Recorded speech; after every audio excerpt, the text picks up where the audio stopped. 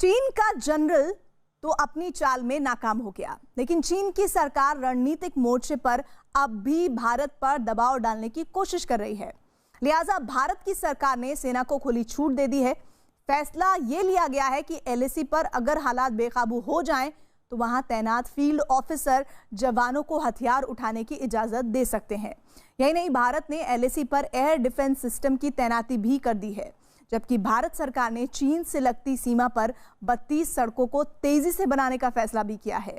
चीन को घेरने की रणनीति पर काम जोरों पर है और यही वजह है कि चीन ने एक बार फिर जंग की धमकी दी है।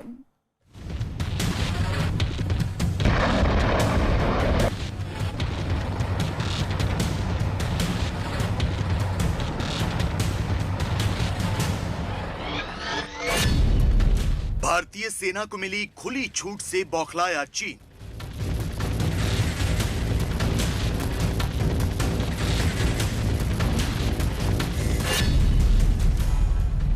भारत की रणनीति देखकर जंग की धमकी देते जिनपिंग।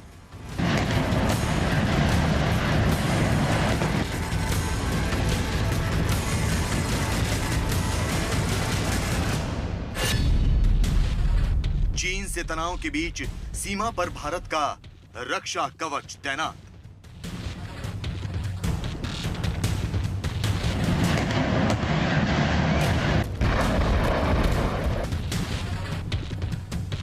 पूर्वी लद्दाख की गलवान घाटी में हिंसक झड़प के बाद चीन बातचीत की पेशकश कर रहा है।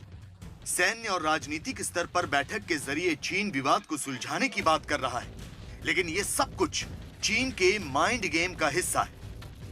चीन अपनी चालबाजियों से बाज नहीं आ रहा, न ही वो भारत के साथ बढ़ते तनाव को कम करने की कोई ठोस पहल कर रहा है। एलएसी पर चीन के सैनिकों का जमावड़ा अब भी है।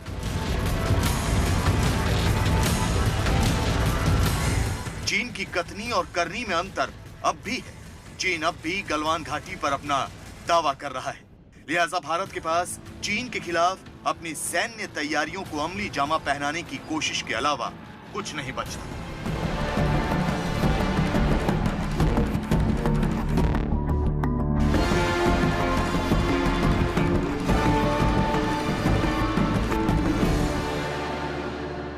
लिहाजा भारत सरकार ने वास्तविक नियंत्रण रेखा यानी कि लाइन ऑफ एक्चुअल कंट्रोल पर तैनात भारतीय सेना के जवानों को पूरी आज़ादी दे दी है। भारत सरकार ने एलएसी पर नियमों में बदलाव किया है, जिसके तहत फील्ड कमांडरों को इस बात का अधिकार दिया गया है कि विशेष परिस्थितियों में वो सेना के जवानों को हथियारों के इस्तेमाल की इजाजत दे सकते हैं। भारत की सरकार ने एलएसी पर चीन से लोहा लेते सैनिकों को खुली छूट दे दी है। सेना के तीनों अंगों को हथियार और गोला बारूद खरीदने की ताकत से भी लैस कर दिया गया है।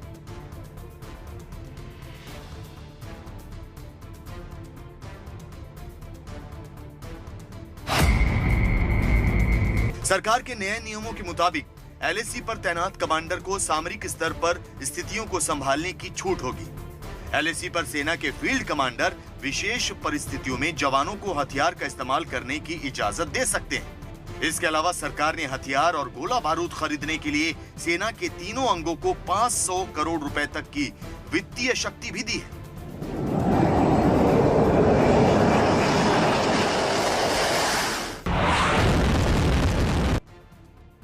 मतलब ये कि भारतीय सेना को अब चीन के खिलाफ रणनीति बनाने और उसे अमल में लाने की पूरी छूट होगी। एलएसी पर चीन को सबक सिखाने के लिए सेना को फ्री हैंड दे दिया गया है। तो शायद यही वजह है कि चीन की सरकार का मुखपत्र कहा जाने वाला अखबार ग्लोबल टाइम्स बौखला उठा है। ग्लोबल टाइम्स ने भारत के खिलाफ जमकर जहर उगला और जंग की गीदड़ भभकी भी दी। ग्लोबल टाइम्स ने लिखा कि अगर गोली चलाने का आदेश सच साबित हुआ तो ताजा घटनाक्रम भारत चीन सीमा पर दोनों सेनाओं के बीच हुए विश्वास बहाली के समझौते का गंभीर उल्लंघन होगा। सीमा पर झड़प कभी कभी होती है और दोनों ही देशों ने कई दशकों से गोली नहीं चलाई है। अगर भारतीय सैनिकों ने भविष्य में चीनी सैनिकों के खिलाफ हथियारों का इस्तेमाल किया तो सीमाई इलाकों में तस्वीर इससे उलट होगी। चीन की ये झुंझलाहट साबित करने के लिए काफी है कि वो भारत की सैन्य ताकत और सीमा पर जारी तैयारियों से किस कदर डरा हुआ है। चीन आमने सामने की लड़ाई लड़ने का माद्दा तो नहीं रखता, लिहाजा वो मानसिक दबाव बनाकर रणनीतिक बढ़त लेने की फिराक में है। नौबत आ जाती है हथियार इस्तेमाल करने की, तो फिर आप कर सकते हैं। ये छूट जो मिली है टैक्टिकल कमांडर्स को, ये मैं समझता हूं उनको अपने काम करने के लिए बहुत ज़रूरी कदम है। और अगर चीन को ये सही लगता है या नहीं लगता है, या ग्लोबल टाइम्स इसके ऊपर कुछ भी लगता है, इससे कोई फर्क नहीं पड़ने वाला है। भारत ने वही करना है जो हमारे सैनिक और हमारे देश के हित के लिए सही है। चीन लाख कोशिश कर ले, लेकिन इस बार हिंदुस्तान सीमा पर उसकी मनमानियां बर्दाश्त नहीं करेगा। हिंदुस्तान की सरकार और सेना चीन को घेरने की हर मुमकिन कोशिश में जुटी है। चीन के खिलाफ ऐसा चक्रव्यूह तैयार किया जा रहा है जिससे बाहर निकलना उसके लिए आसान नहीं होने वाला। तो इस चक्रव्यूह का सबसे बड़ा हिस्सा है सड़कों का वो जाल जिससे चीन की सेना भी खौफ खाती है। गृह मंत्रालय में भारत चीन बॉर्डर मैनेजमेंट को लेकर बड़ी बैठक हुई, जिसमें border road organisation, BRO, ITBP, CPWD और गृह मंत्रालय के अधिकारी मौजूद रहे। इस बैठक में सीमा पर जल्द सड़क निर्माण के काम को पूरा करने की रणनीति पर चर्चा हुई। फैसला किया गया कि LAC के करीब जारी 32 सड़कों को बनाने का काम जल्द पूरा किया जाएगा। ICBR फेज 2 यानी इंडो चाइना बॉर्डर रोड पर दूसरे चरण के काम में 32 सड़कों का निर्माण होना है। गृह मंत्रालय से जुड़े सूत्रों के मुताबिक इन सड़कों के निर्माण कार्य को सारी एजेंसियों के सहयोग से और ज्यादा रफ्तार दी जाएगी। सड़कों के अलावा सीमावर्ती गांवों में भी बिजली, रोजगार के साधन, शिक्षा और स्वास्थ्य सुविधाएं बढ़ाने का काम भी तेज किया जाएगा। पिछले 5 सालों में बहुत तेजी के साथ ये सड़कें बन रही हैं, लेकिन इससे पहले पिछले 50-60 सालों से चीन ने अपनी सड़कें बना ली हैं जो बिल्कुल सीमा तक आ रही हैं। तो अभी भारत जो कर रहा है ये कैचअप कर रहा है, और मैं समझता हूं कि एक बार हमारी सड़कें बन जाएंगी फॉरवर्ड एरियाज तक, तब जाके हम भी उसी प्रकार से पेट्रोलिंग और अपने इलाके की देखभाल कर सकेंगे। एक तरफ सड़कों का जाल बिछाया जा रहा है, दूसरी तरफ भारत की सेना चीन से लगती सीमा पर घातक हथियार तैनात कर रही है। सीमा पर चीन की संभावित सैन्य कार्रवाई के मद्देनजर हिंदुस्तान ने LAC के करीब रक्षा कवच तैनात कर दिया है, जो चीन की मिसाइल को मार गिराने की सलाहियत रखता है। सेना से जुड़े सूत्रों के मुताबिक भारत ने लद्दाख में एयर डिफेंस सिस्टम को तैनात कर दिया है, जबकि राजनाथ सिंह रूस दौरे के दौरान S-400 एंटी मिसाइल सिस्टम की जल्द डिलीवरी पर भी बात करने वाले हैं। इसके अलावा भारतीय वायुसेना ने पिछले 5 दिन के दौरान लेह और श्रीनगर सहित इस इलाके के तमाम एयरबेस पर लड़ाकू विमान भी तैनात कर दिए हैं। भारतीय वायुसेना ने सुखोई 30 MKI, जगुआर, मिराज 2000 और अपाचे हेलीकॉप्टर तैनात कर रखे हैं।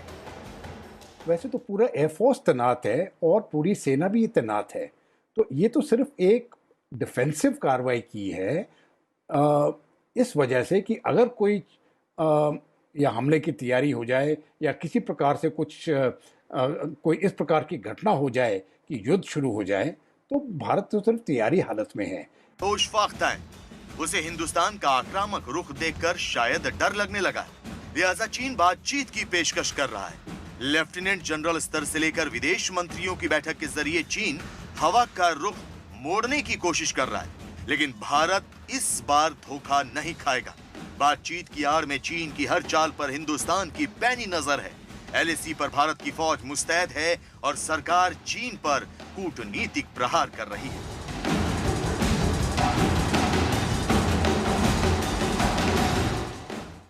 दरअसल चीन खुद को गिरता देख उन देशों का सहारा ले रहा है जिनकी भारत से पुरानी दुश्मनी है। उन्हीं में से एक नाम है पाकिस्तान का। चीन के इशारे पर पाकिस्तान ने LOC में सीज फायर उल्लंघन बढ़ा दिया है। यही नहीं, पाकिस्तान आतंकी संगठनों के जरिए कश्मीर को दहलाने का प्लान भी बना रहा है।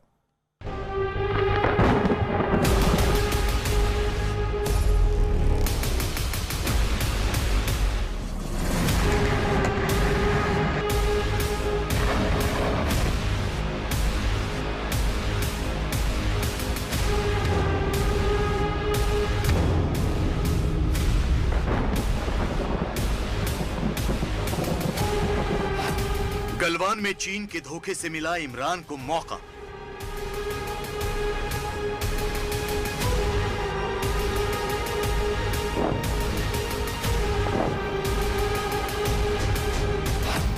लद्दाख में तनाव का फायदा उठाने में जुटे इमरान।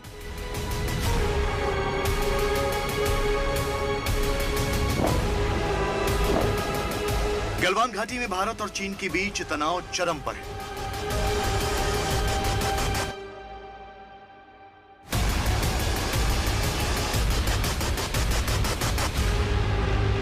दोनों देशों की सेनाएं मोर्चे पर तैनात हैं।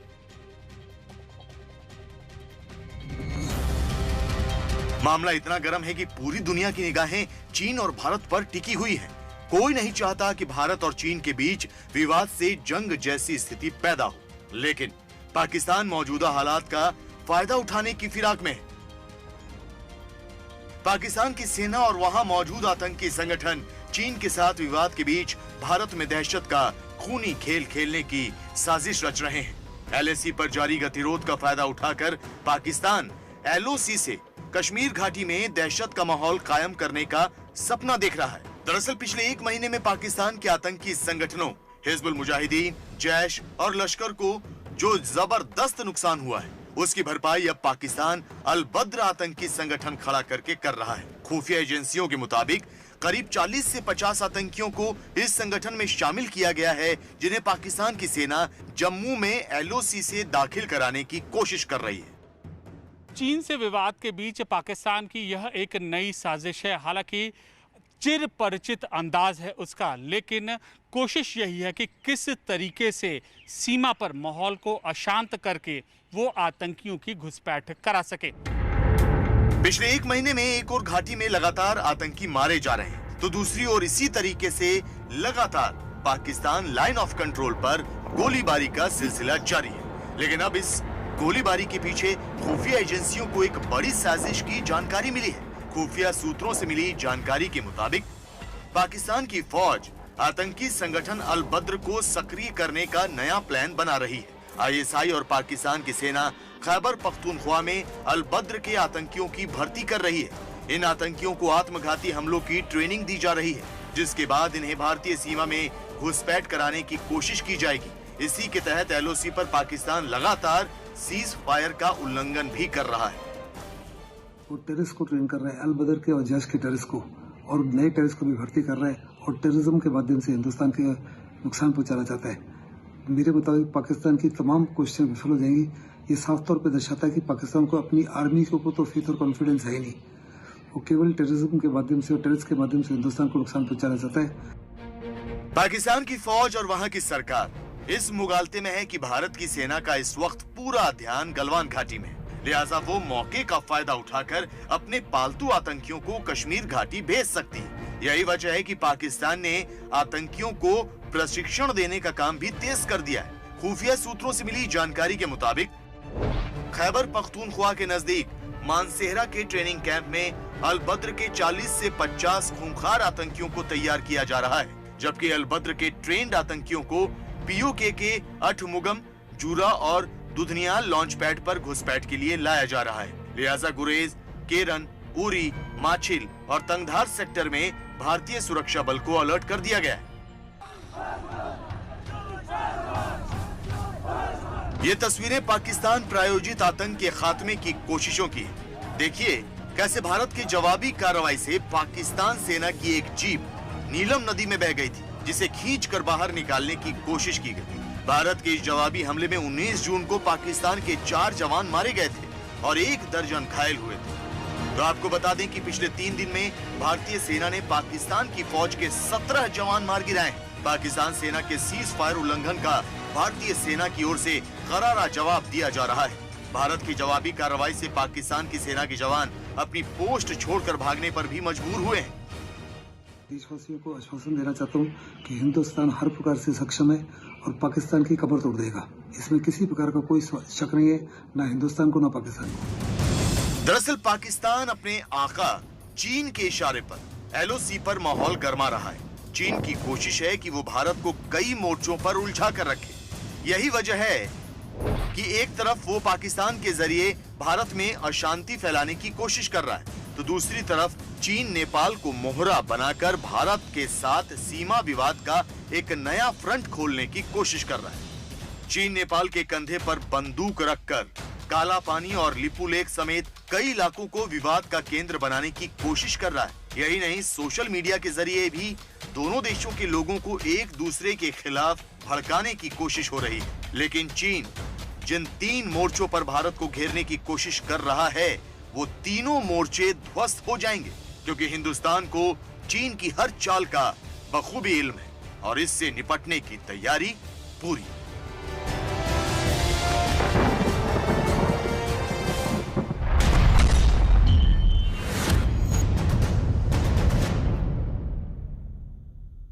गलवान घाटी में हिंसा चीन की सोची समझी चाल थी, ये तो पूरी दुनिया जानती है। लेकिन आज हम आपको ये बताने जा रहे हैं कि इस साजिश को रचने में अकेले चीन नहीं था, चीन के साथ पाकिस्तान भी इसमें शामिल था और जम्मू कश्मीर को इसकी वजह बनाया गया।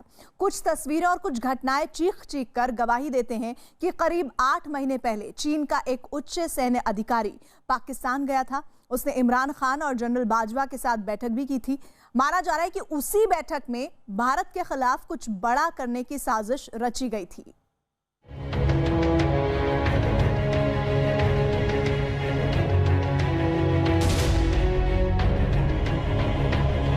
के साथ मिलकर रची थी गलवान की साजिश।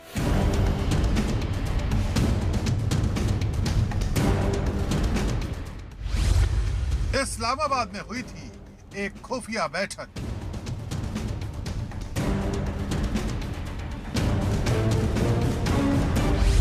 गलवान हिंसा के कश्मीर कनेक्शन का पर्दाफाश।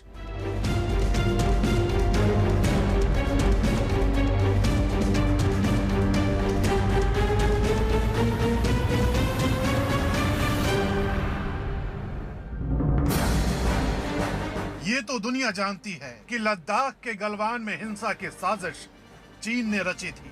पहले वो अपनी बात से मुकरा, फिर रात के अंधेरे में भारतीय जवानों पर धोखे से हमला कर दिया। विश्वासघात तो चीन की फितरत में रहा है, लेकिन अब तक इस बात का पता चल चुका है कि चीन के इस नापाक साजिश में पाकिस्तान का भी हाथ था। बाकायदे चीनी सेना के कुछ अधिकारी ने पाकिस्तान का दौरा किया था। पाकिस्तान के प्रधानमंत्री और वहां के जनरल के साथ अहम बैठक भी की थी। इस बात के पक्के सबूत हाथ लगे हैं, तस्वीरें भी हैं जो कि ये साबित करती है कि तकरीबन 8 महीने पहले इस्लामाबाद में एक बैठक में भारत के खिलाफ साजिश रची गई थी। इस बैठक में पाकिस्तान के प्रधानमंत्री इमरान खान, सेना प्रमुख जनरल बाजवा और चीनी सेना के एक बड़े और महत्वपूर्ण सैन्य अधिकारी शामिल थे। चीनी सेना के सैन्य अधिकारी शी जिनपिंग के बेहद करीबी हैं।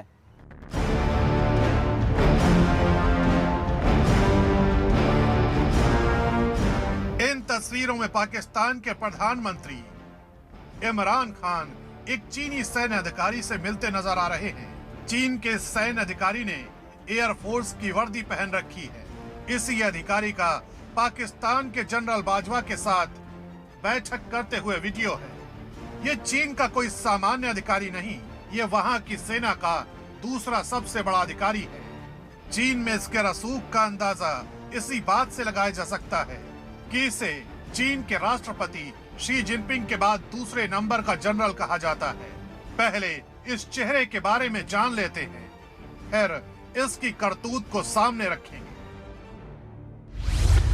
नाम जनरल शू किलियांग, पद चीन वायुसेना का जनरल, प्रभाव चीन के केंद्रीय सैन्य आयोग का उपाध्यक्ष।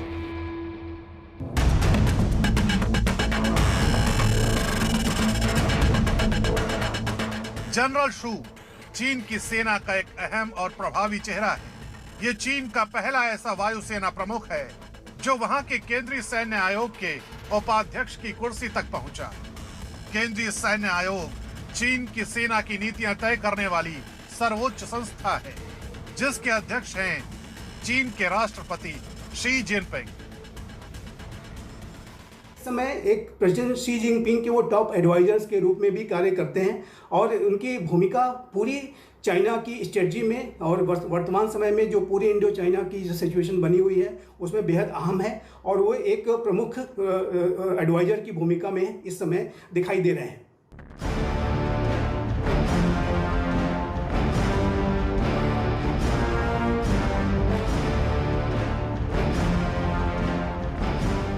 तो हो गया चीन के इस उच्च चीनी सैन्य अधिकारी का परिचय, जिसकी पाकिस्तान यात्रा से लद्दाख में गलवान हिंसा की साजिश के तार जुड़ते हैं।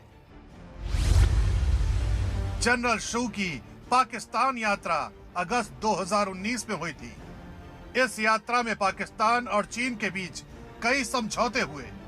पाकिस्तान के नौसेना मुख्यालय में भी जनरल शू का दौरा हुआ था, जहां पर चीनी और पाकिस्तानी सैन्य अधिकारियों के बीच अब बैठक हुई थी।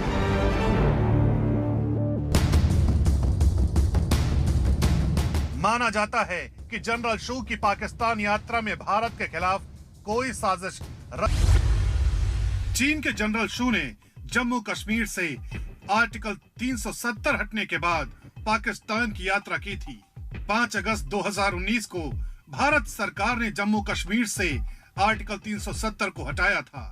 आर्टिकल 370 हटने के 20 दिन बाद जनरल शू ने पाकिस्तान की यात्रा की थी। पाकिस्तान के साथ चीन ने भी आर्टिकल 370 हटाने का विरोध किया था। यात्रा के माध्यम से उन्होंने पाकिस्तान को ये मैसेज देने की कोशिश की थी कि पूरे कश्मीर के मुद्दे पे चाइना पाकिस्तान के साथ खड़ा है और वो भारत के खिलाफ निसंदेह उन्होंने तमाम रणनीतियों के बारे में भी चर्चा की होगी।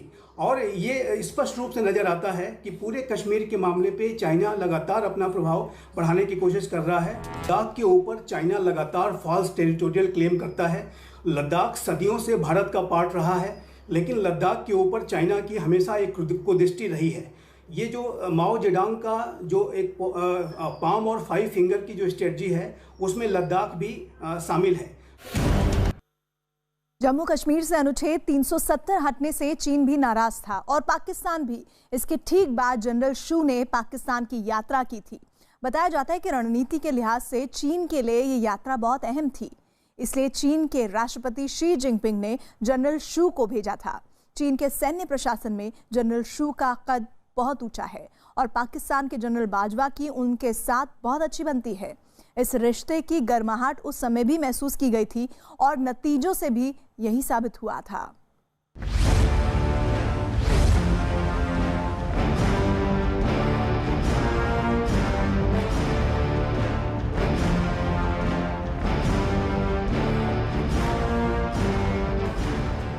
पाकिस्तान के जनरल बाजवा चीन के जनरल शू के काफी करीबी माने जाते हैं।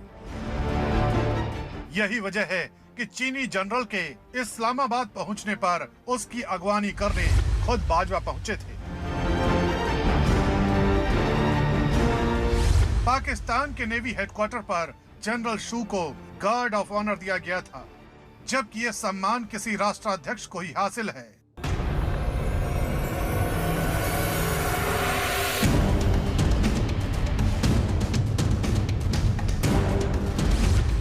चीन के जनरल ने पाकिस्तान के प्रधानमंत्री इमरान खान से भी मुलाकात की थी। इस यात्रा को पाकिस्तानी मीडिया में भी राष्ट्रपति शी जिनपिंग के बाद चीन की सैन्य व्यवस्था में जनरल शू की तूती बोलती है। इस शख्स का रसूख इतना ज्यादा है कि इसे चीन का दूसरा जनरल माना जाता है। पहले जनरल के तौर पर शी जिनपिंग को माना जाता है। शी जिनपिंग का हाथ जनरल शू के सर पे है और यही वजह है कि पिछले कुछ सालों में बड़ी तेजी से जनरल शू का ग्राफ बढ़ा है।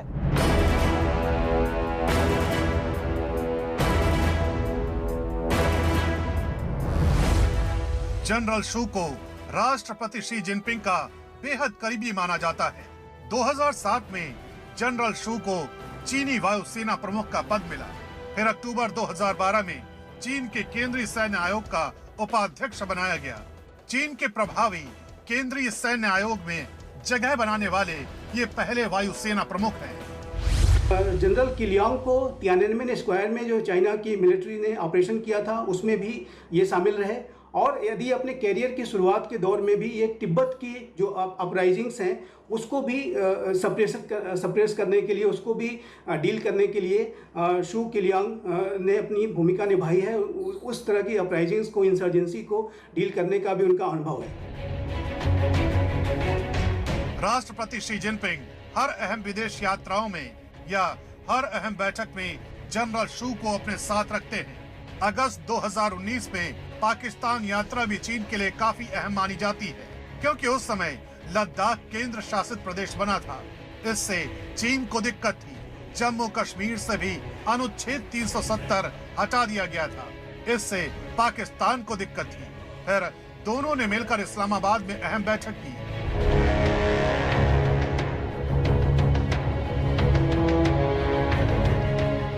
कहा यही जाता है कि गलवान हिंसा की खिचड़ी 8 महीने पहले इस यात्रा से पकनी शुरू हुई थी। चाइना पाकिस्तान के माध्यम से भारत को घेरने की कोशिश कर रहा है। भारत एक महाशक्ति के रूप में न उभर पाए, भारत पाकिस्तान के मामलों में ही उलझा रहे।